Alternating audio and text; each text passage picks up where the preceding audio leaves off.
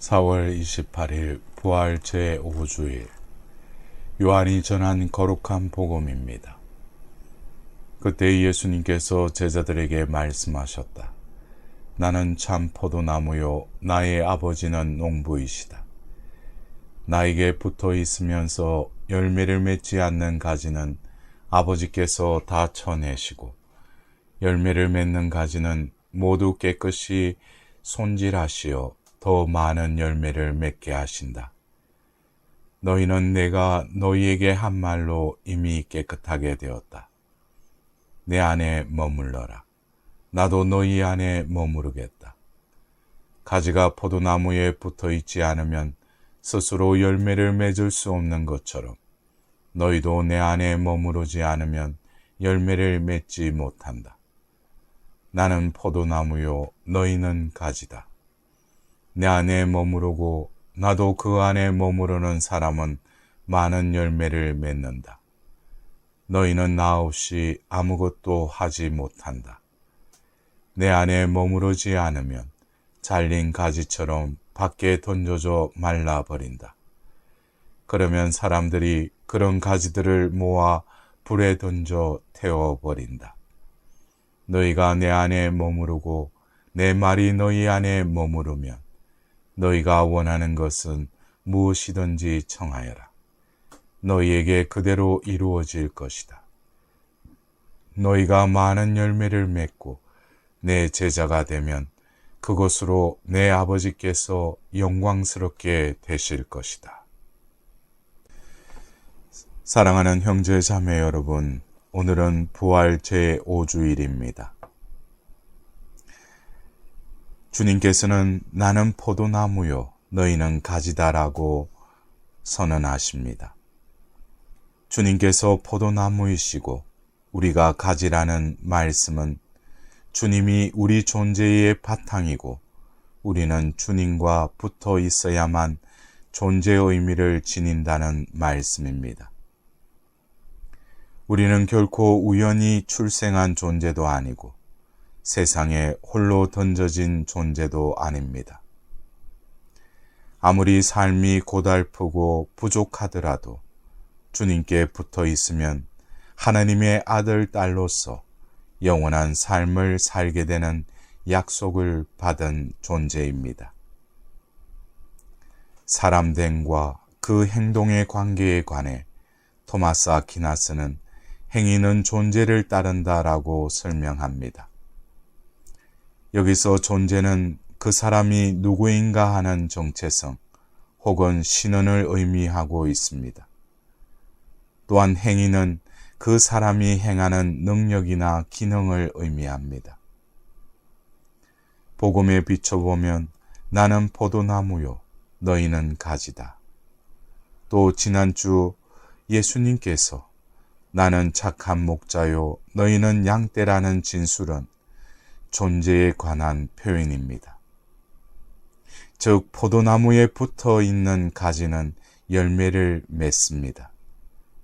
또한 내 양떼는 내 목소리를 알아듣는다 라는 표현은 바로 행위에 해당됩니다. 여기서 중요한 점은 그 진행 순서입니다. 내가 누구인가 하는 존재가 나는 무엇을 하는가 하는 행위에 우선한다는 점입니다. 존재가 우선하지 않으면 행위는 의미를 잃습니다. 즉, 포도나무에서 떨어져 나간 가지가 되는 것입니다. 우리가 살고 있는 현대의 상황은 존재보다는 행위가 강조되는 추세입니다. 사람들을 소개하며 무엇을 잘하는 사람, 무엇에 유능한 사람이라고들 말합니다. 즉 행위 중심으로 사람들을 평가합니다. 그러나 신앙에서는 이와 달리 존재가 우선시됩니다.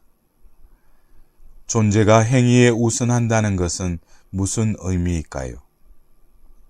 가령 자녀를 돌보고 살림을 잘해서 어머니가 되는 것이 아니라 어머니라는 존재 사실 때문에 자녀를 돌보고 살림을 하는 행위가 뒤따르는 것입니다. 행위가 우선한다면 어머니가 병들거나 역할을 다하지 못할 때 이미 어머니가 아니라는 이야기입니다. 일 잘하는 파출부나 아내나 어머니를 대신할 수 없습니다. 늙어도 어머니는 어머니이고 병들었어도 아내는 아내입니다. 말씀만 피우든 유능하든 자식은 자식인 것입니다. 존재가 행위에 우선하는 이치인 것입니다. 우리의 존재, 즉 정체성이 중요한 이유는 분명합니다. 정체성을 잃어버린 신앙인, 포도나무에 붙어 있지 않는 가지는 그 모양이 아무리 훌륭해도 참된 열매를 맺지 못하기 때문입니다. 그러기에 주님께서는 내 안에 머물러라. 나도 너희 안에 머무르겠다. 가지가 포도나무에 붙어 있지 않으면 스스로 열매를 맺을 수 없는 것처럼 너희도 내 안에 머무르지 않으면 열매를 맺지 못한다 라고 이르십니다. 누구나 인생에서 열매 맺기를 원합니다.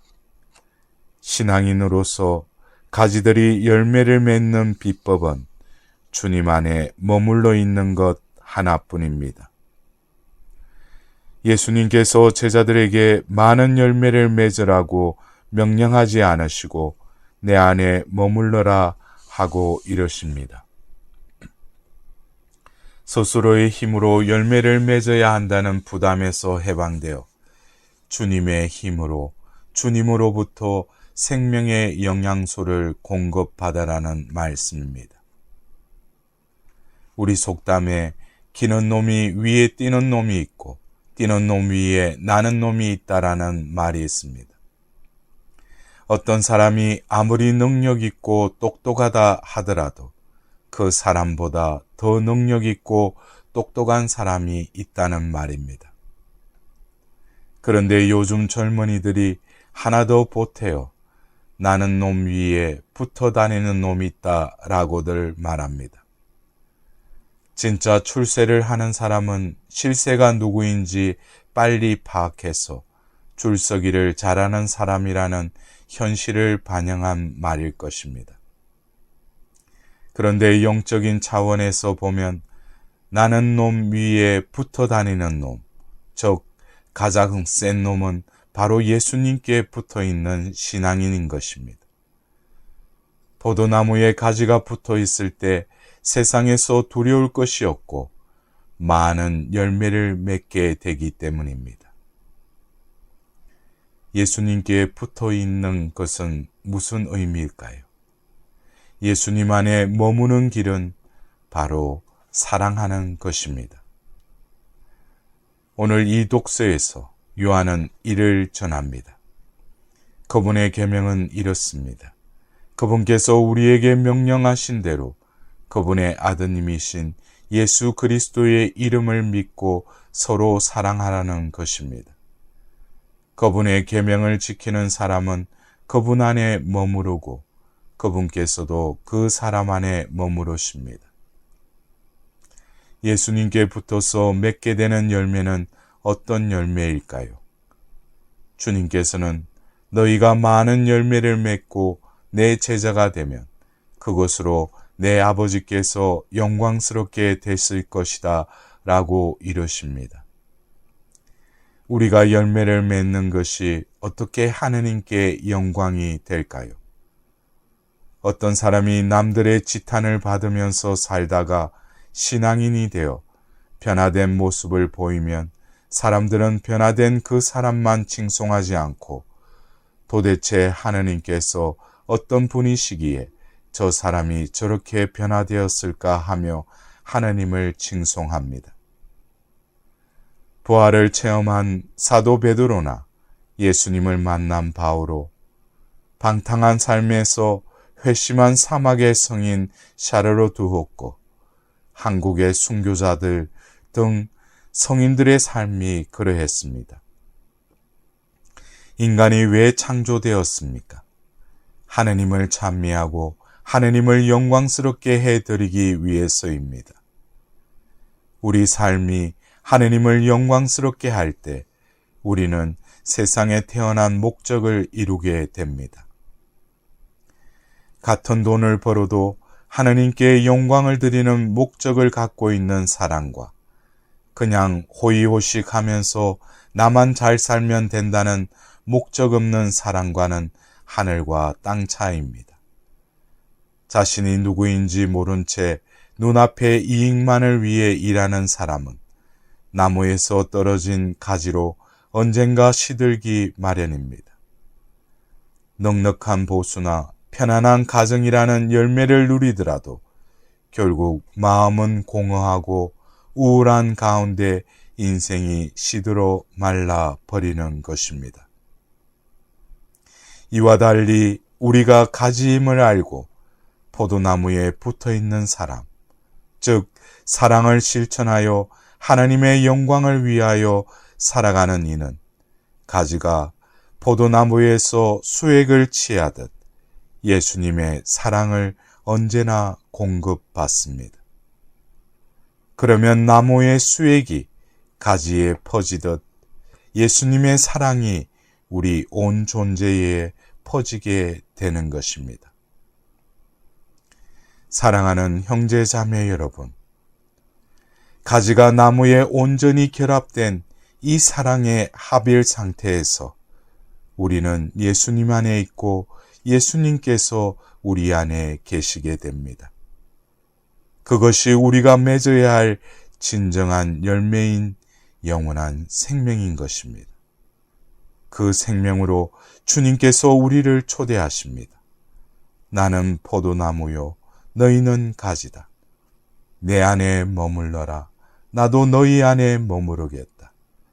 가지가 포도나무에 붙어 있지 않으면 스스로 열매를 맺을 수 없는 것처럼 너희도 내 안에 머무르지 않으면 열매를 맺지 못한다. 이번 한 주간도 그 머무름 가운데 주님의 열매 맺는 복된 나날 되시길 기원드립니다.